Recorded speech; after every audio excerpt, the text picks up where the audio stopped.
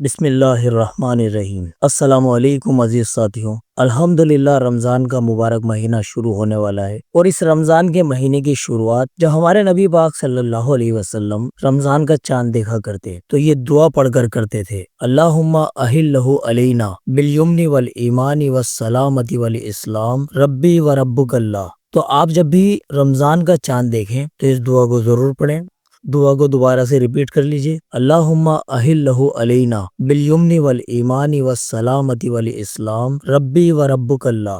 دوسرا مسئلہ سحری کی جو فضیلت ہے اس پر بھی غور کیجئے۔ ایک حدیث کا مفہوم ہے، حضرت انس بن مالک رضی اللہ عنہ سے روایت ہے کہ نبی کریم صلی اللہ علیہ وسلم نے فرمایا: سحری کھاؤ کیونکہ سحری کھانے میں برکت ہے۔ اب اس کا مسئلہ یہ بھی سمجھ لیجئے، سحری آخری وقت میں کھانا افضل ہے، لیکن اتنی دیر نہ ہو کہ صبح صادق کا وقت لگ جائے، یعنی سحری کا وقت ختم ہو جائے۔ اب روزے کی نیت کا مسئلہ بھی سمجھ لیجئے۔ نیت جو ہے وہ دل کے ارادے کا نام ہے، تو اس طرح سے پڑھیں: وَبِصَوْمِ غَضٍ نَوَيْتُ مِنْ شَهْرِ رمضان۔ دوستو، اگر سحری میں آنکھ دیر سے کھلے تو اس وقت کیا کرنا چاہیے، اس کو بھی غور کیجئے۔ اگر سحری کا وقت ختم ہو گیا اور آپ کی آنکھ سحری ختم ہونے کے بعد کھلی تو اب کچھ کھانا پینا جائز نہیں ہے، بغیر کچھ کھائے پیے ہی روزے کی نیت کر لیں، بشرطے کہ صبح صادق کے بعد آپ نے کھایا نہ ہو، یعنی اٹھتے ہی آپ نے کچھ کھایا نہ ہو، کیونکہ کئی بار ایسا ہوتا ہے کہ لوگ اٹھتے ہیں اور جلد بازی میں کھا بھی لیتے ہیں، اور اس وقت تک ان کو پتہ چلتا ہے کہ سحری کا وقت ختم ہوئے کافی دیر ہو چکی ہے، تو اب وہ اگر نیت بھی کر لیں گے تو ان کا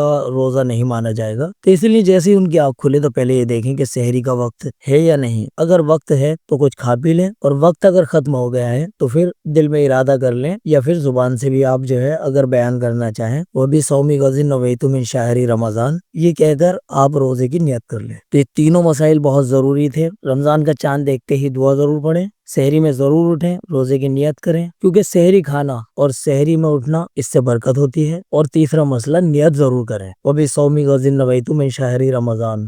دوستو، یہ ویڈیو اپنے پاس تک بالکل بھی محدود نہ رکھیں، ہر ایک بھائی بہن کو بھیج دیجئے جس سے کہ اور لوگ بھی اس کا فائدہ اٹھا سکیں۔